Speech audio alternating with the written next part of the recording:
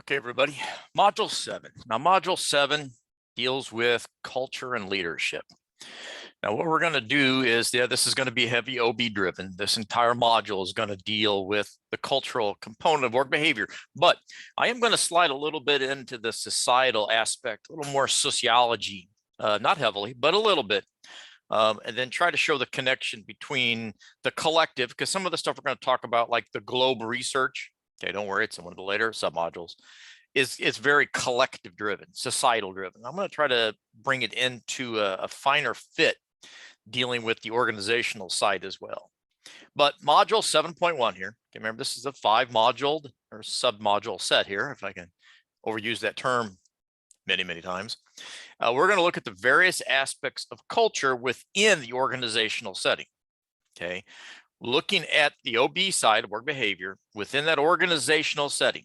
How is it founded? What's the design? How does it operate? Okay, that's kind of what we're going to try to take a look at here as we go through this submodule. Right. So what is culture? Well, obviously, it comes from the Latin, and I like the word cultivate more than tend, but it's a cultivation of a collective agreement. All right. If you go back to the old Latin is the Romans, all right, of looking at it. And it is, okay, more of a modern term here. Okay. And I did bold the common component here because this is very important. It's these learned, and we'll talk a little bit about social learning theory. Like I said, there's a little bit of sociology in this module. But the beliefs, the values, the rules, the norms, all those, the traditions, the things that fall within a common collective of a macro or majority group. Now, you're always going to have subcultures with an organizational setting, especially within a cultural setting, a societal setting. Okay, you're going to have minority-driven culture components, things that are more influential towards one outcome or another. Okay, keep in mind, this is not a sociology class. We're not going to examine things based on somebody's, feelings or perceptions. We're looking at this more as how does the leader in that leadership capacity interact, influence, impacted. I mean, you can come up with a bunch of different describers here. His or her decision-making and philosophy based on, and we'll look a little bit about global cultures here in this module, okay, based on the environment in which they have to exist, to be honest. Okay, it's a shared qualities of a group, something that can make them unique, something that's different, that separates them apart. Okay, by the time we finish all 5 of these submodules, okay, you will definitely have a little bit better understanding of exactly on a global scale, okay, because the globe research deals with the global, on a global scale, some of the different primary cultural components of different countries. Okay, and some of you might say, what does this mean? Well, I mean, even in the United States, we'll talk about it, not in this, it'll come up here in a different module. Very individualistic versus collectivism. All right, we'll get into that. And it's a way of life. It's a custom. Okay, I kind of put up here, what do you do in a specific setting? What do you do? What's acceptable behavior within that collective group?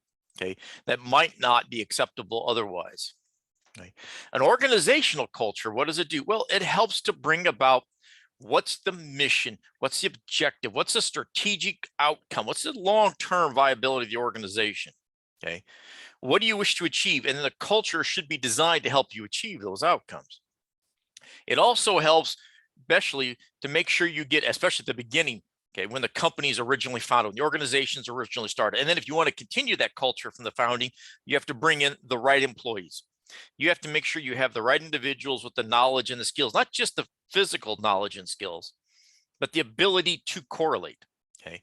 Now you may say, well, what does that mean? Okay, you got to remember, all right, I was a 4th generation, I think I explained this earlier, I was a 4th generation of my family to work at Caterpillar. My great-grandfather, who obviously I never met, he passed away when my dad was little, was there when the company was founded.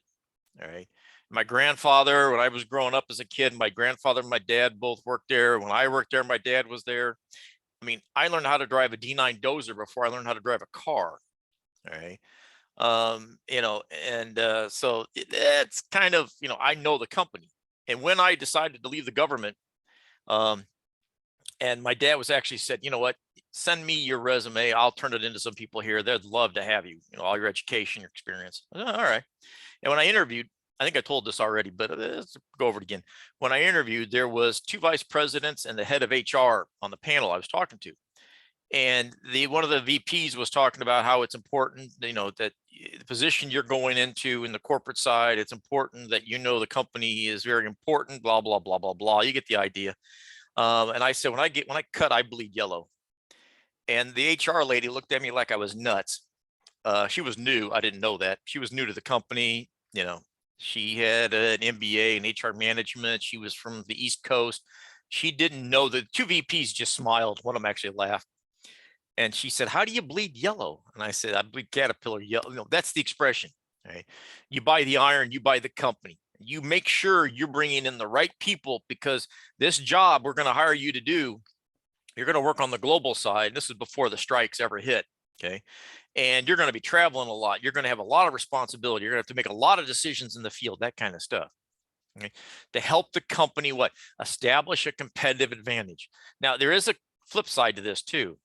Okay. It also allows you to remove people, and I put up your current employees. It also allows you to remove people from the organization that shouldn't have been hired to start with.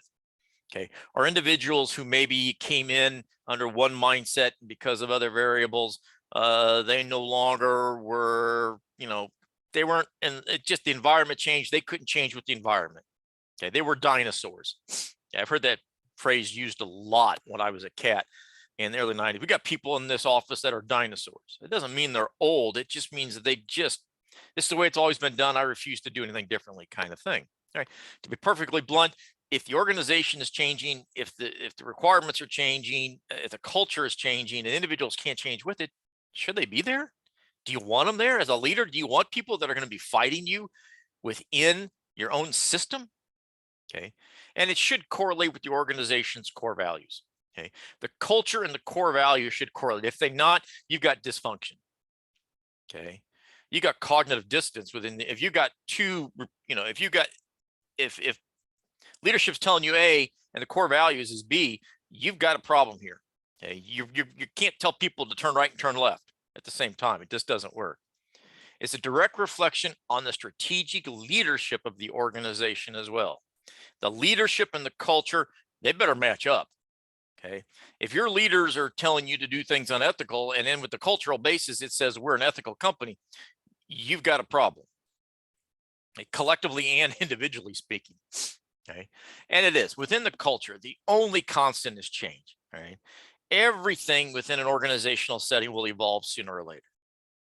All right. We can even go look back at social organizations. You may say, what's a social organization?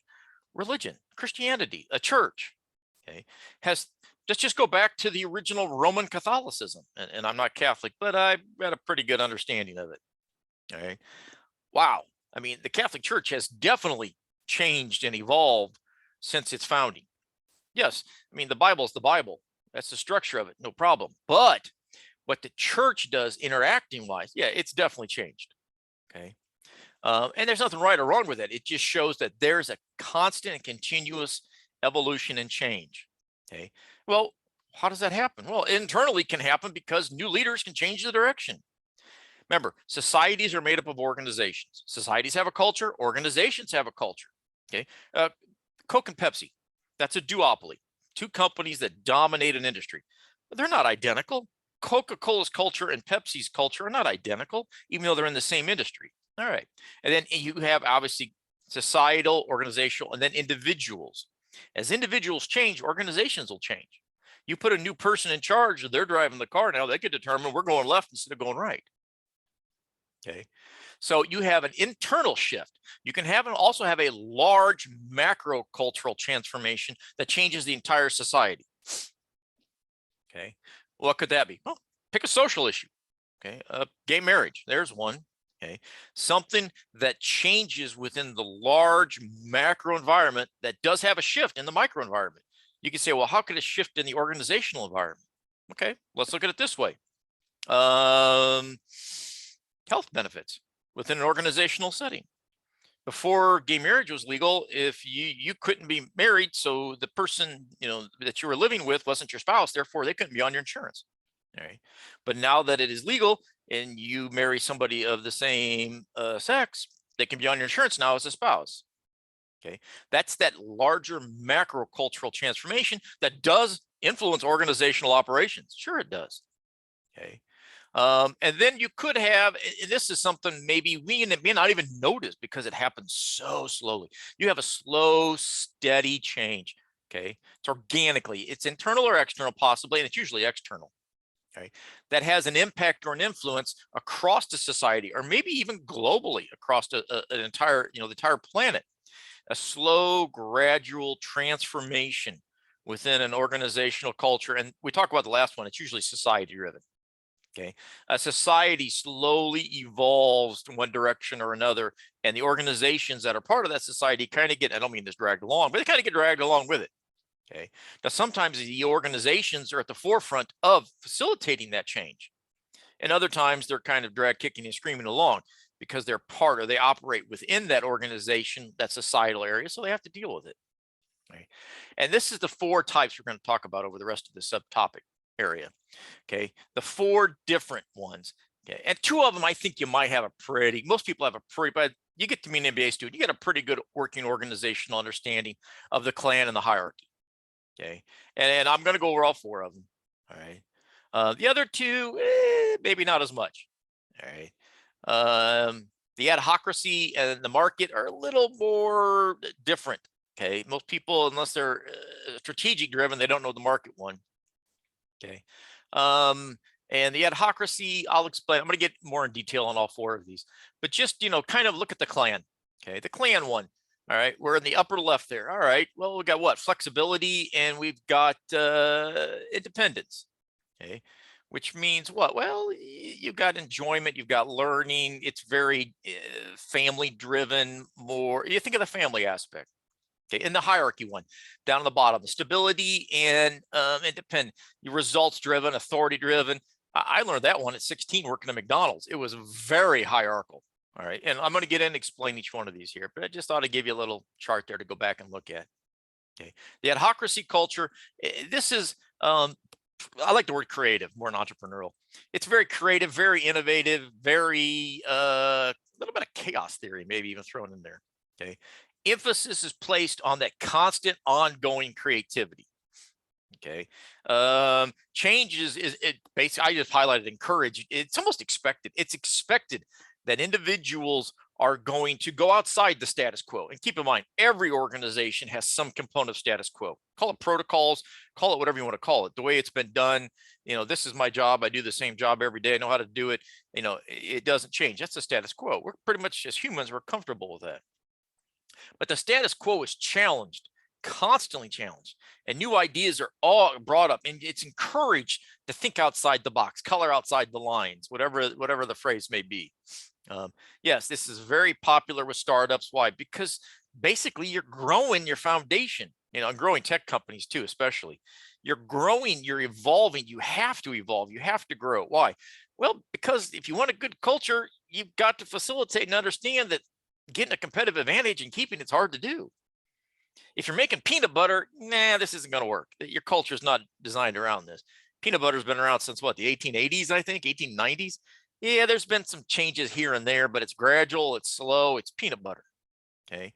You know, you're not going to develop better peanut butter. I mean, it's, you know, kind of thing. I kind of put up here, it may be hard to accomplish all this. Why? Because somebody else can build a better mousetrap.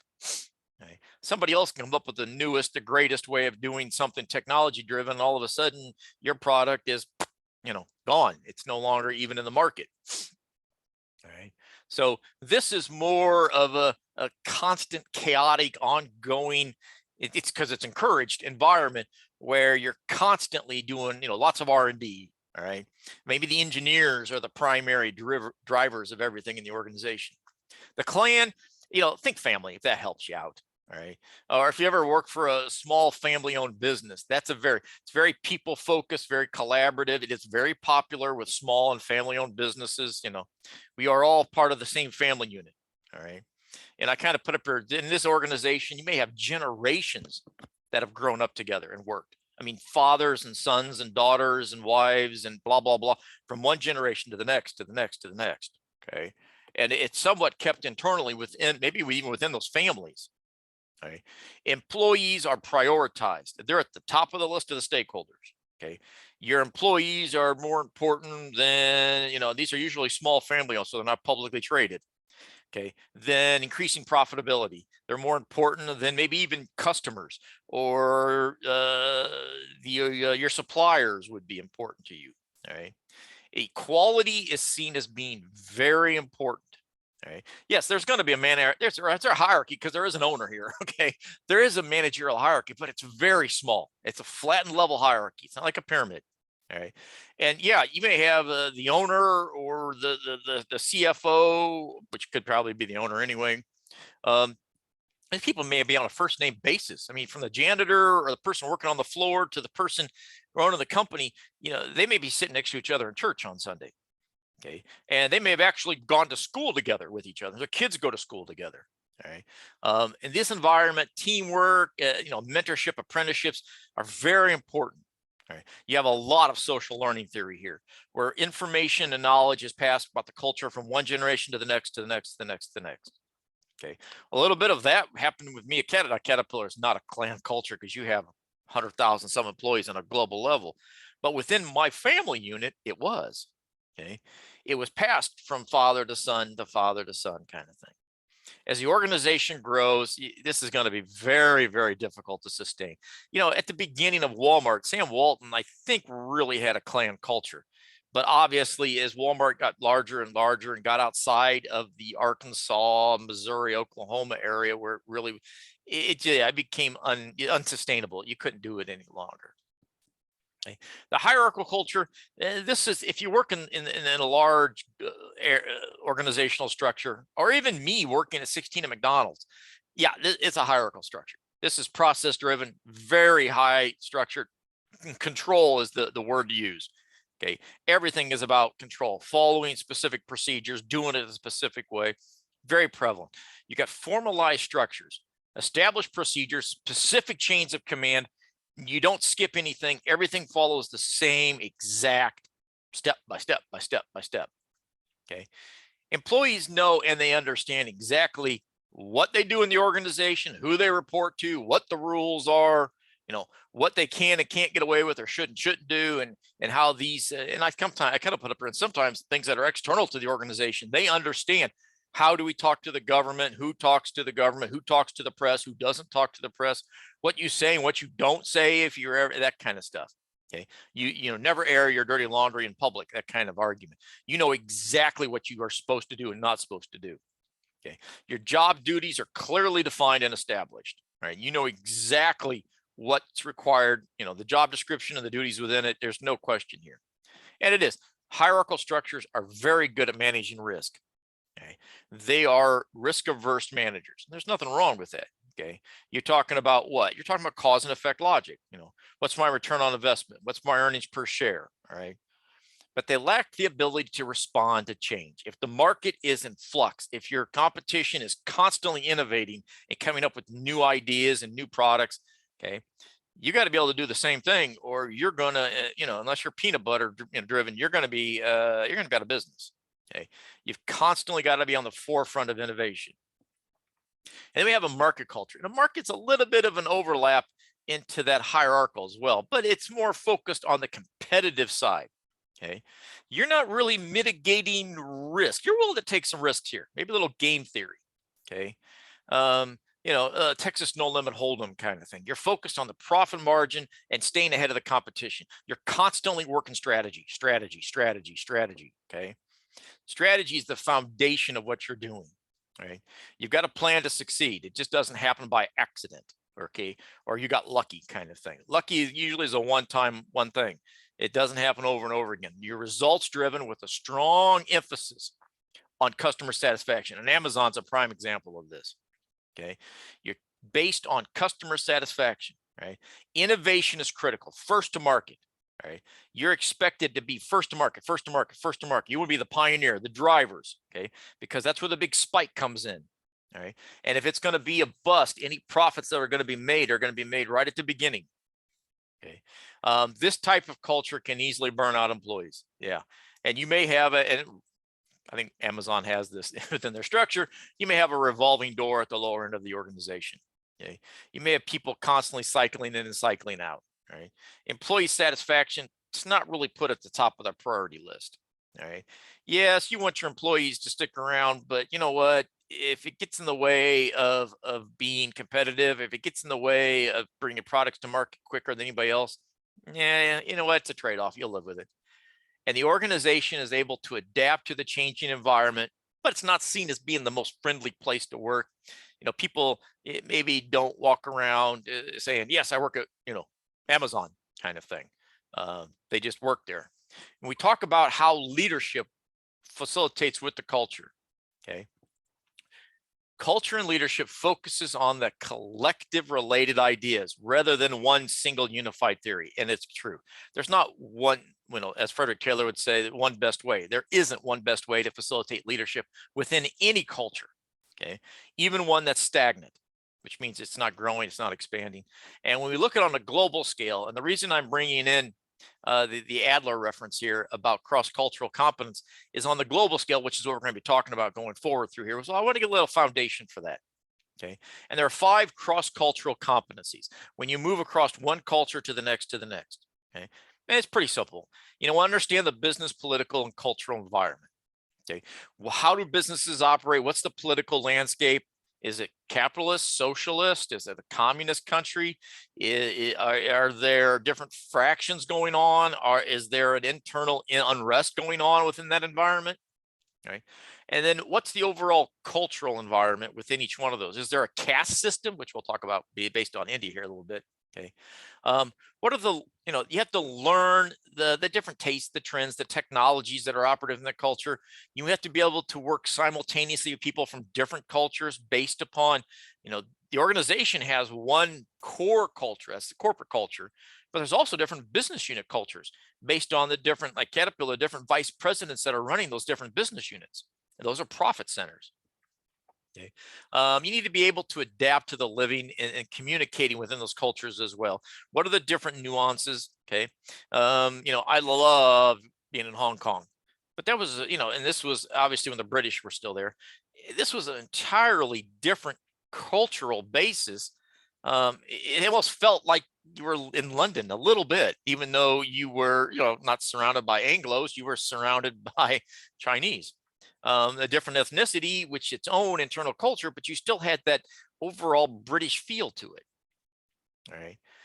And then you need to learn to relate to people from other cultures from a position of equality rather than superiority. We got a whole area coming up, 7.2, dealing with ethnocentrism or ethnocentric. Right, where we'll talk about that, and it's a very short it's a nice segue into 7.2 here, which is a very short subtopic lecture at 10-15 minutes max. But it looks at the positive and negative attributes of an ethnocentric philosophy, which I don't want to be mean about it, but we all have one. Okay. Now, some people it's very prevalent, where some it's more secondary or tertiary, but it's still there. Okay. All right. Hold on.